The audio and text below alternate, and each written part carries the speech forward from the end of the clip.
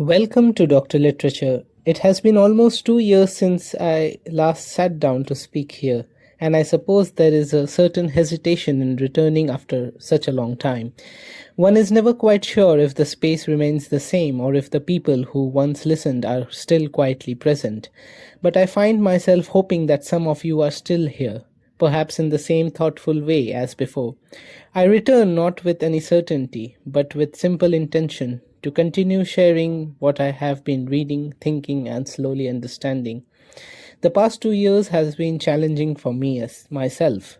And if this space can once again become something gentle and meaningful, even in a small way, I think that would be enough. So, welcome once again to Dr. Literature. This is a space where we sit quietly with books, not rushing through them, not trying to extract quick meanings, but allowing them to unfold slowly, almost like a conversation we didn't know we needed. Today, I want to share with you a novel that doesn't demand your attention loudly, but stays with you in a very quiet, almost unsettling way.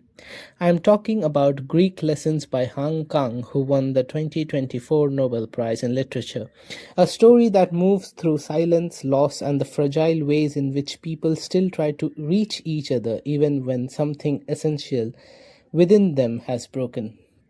The novel opens in a classroom, a very ordinary setting at first glance. A group of people have gathered to learn an ancient language, Greek, and among them sits a woman who slowly, we realize, does not speak. It's not presented dramatically. No one announces it. You just begin to notice that she remains silent, even when she is expected to respond. And that silence doesn't feel like hesitation or shyness. It feels deeper, almost as if something inside her has withdrawn completely from the world of words. There's no clear explanation given to us, and that uncertainty makes it feel more real, because in life too we don't always know the exact moment when something inside us stops responding.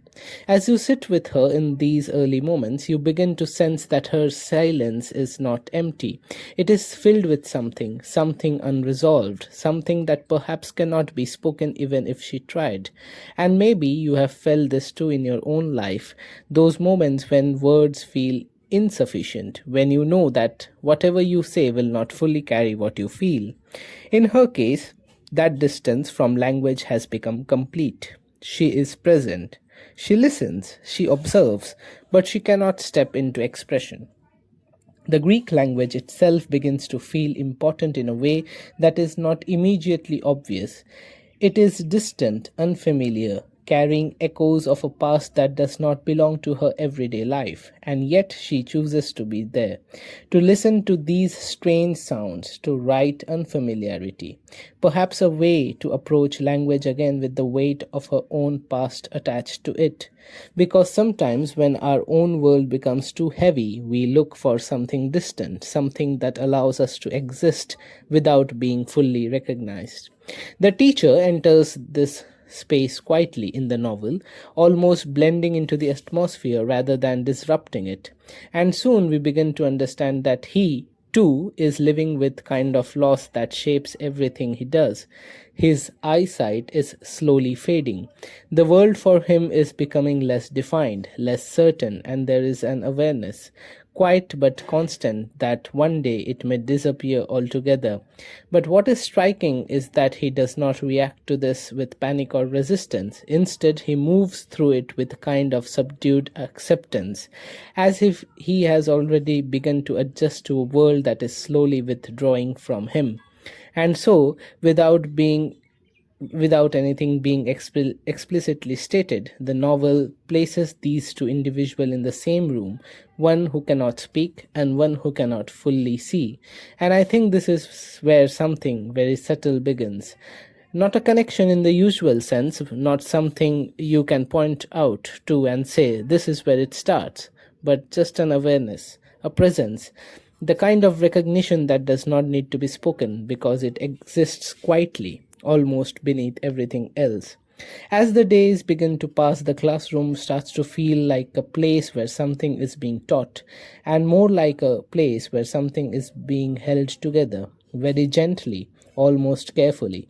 The woman continues to attend every lesson, sitting in the same quiet way, listening with an intensity that feels inward rather than outward. There are moments when she tries to respond, when something within her seems to move towards speech, but it never fully arrives. Words remain somewhere inside her, as if they have lost their way before reaching the surface. And as you sit with this, you begin to realize how fragile language really is. We often assume that speaking is natural, automatic, but here you see what it means when that connection breaks. Slowly, fragments of her life begin to appear, not as clear explanation, but as a soft, almost distant impression. There is a loss that defines her, something deeply personal. The absence of her child lingers through her presence, not in a way that is constantly described, but in a way that quietly shapes everything. It is not loud grief. It is not something she expresses openly. It is something that has settled into her, becoming part of how she exists. And maybe you have noticed this in life too, how some losses don't leave us. They simply become a part of our everyday silence. In this space, the Greek language starts to feel like more than just a subject. It becomes a kind of distance she creates between herself and her own pain. These unfamiliar words do not carry the same emotional weight as her own language, and perhaps that makes them easier to approach. She repeats them, writes them down, listens to the sounds, almost as she is trying to rebuild something very slowly, without directly confronting what has been lost. There is something deeply human in this quiet attempt to return, not by facing the wound directly, but by circling around it. The teacher, meanwhile, begins to move through his own memories with the same kind of quietness. His life has been shaped by movement between places, between languages, between identities that never fully settled. There is a sense that he has always been slightly distant from wherever he was, never entirely rooted. And now, as his vision fades, that distance becomes even more real. The world itself is becoming less accessible to him, less stable, and yet he continues to move through it, not with resistance, but with a kind of careful attention that feels almost intimate. He begins to notice the women more clearly, though not in a way that is obvious or direct. It is silence that draws his attention, not because it is unusual, but because it feels full. There is something in the way she listens, in the way she exists without speaking, that begins to stay with him, and slowly, without either of them acknowledging it, a kind of awareness starts to form. It is not built on conversation or interaction, but on presence, the simple fact that they both there, carrying something that cannot be easily expressed. And I think this is where the novel begins to feel very close to real life.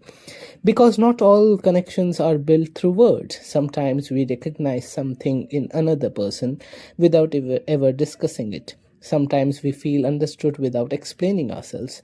And here in this quiet classroom, with ancient words being spoken and repeated, something like that begins to exist between them. Not clearly, not completely, but enough to be felt. As the story continues, their presence around each other becomes more noticeable, not in a dramatic or clearly defined way, but in a way you only recognize if you are paying very close attention.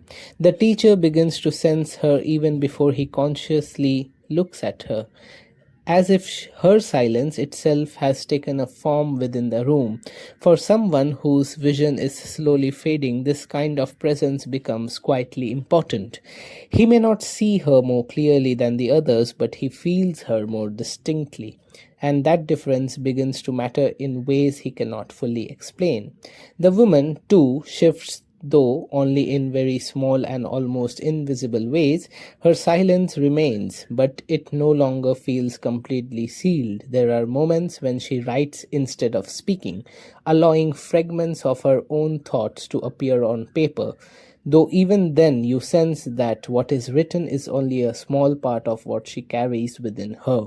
Most of it remains unspoken, untouched by language, and yet the act of writing itself feels significant, not because it resolves anything, but because it suggests that something inside her, something that she carries, is still alive. Her memories move quietly along her present, never leaving her entirely. The absence of her child does not fade, it becomes part of her existence now, shaping her silences, her pauses, the way she listens and withdraws at the same time. And slowly you begin to understand that her silence is not simply about the inability to speak, but about reaching a point where language itself no longer feels enough to hold what she feels. It is a silence that comes not from emptiness, but from an excess of something that cannot be contained. There are moments when the distance between them feels thinner, though nothing clearly brings them closer.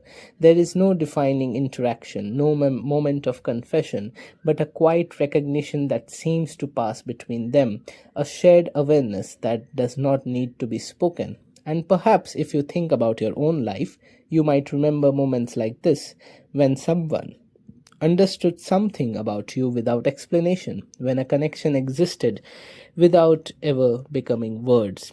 What makes this bond so deeply affecting is that it does not try to fix anything. He does not try to make her speak, and she does not try to hold on what he is losing. There is no effort to repair or complete each other. Instead, there is a quiet acceptance that forms between them, and understanding that both of them are living with something incomplete, something that cannot be restored. And yet, within that incompleteness, there is still a possibility of not being entirely alone. When you step back from the story, what remains is not a sequence of events, but a feeling, a kind of stillness that lingers. It makes you reflect on how much of life exists in what we cannot express, in the emotions we carry quietly, in the losses we never fully articulate. The novel moves gently through themes of language, loss, and perception, asking without ever insisting what it really means to communicate, and what remains when words begin to fail us. What makes Greek lessons so beautiful is that it never forces meaning. It allows you to sit with its silences, with these incomplete lives, and slowly recognize something of your own within them. And when you think about Han Kang, the author, this quiet, restrained way of writing feels deeply her own, creating space for reflection rather than answers, trusting that way it is not said can still be understood. And I guess for that reason she was awarded the Nobel Prize in Literature.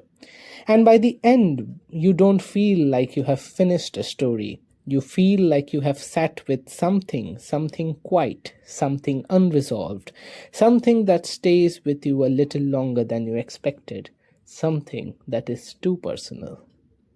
Thank you for being there on Dr. Literature. See you soon in the next video.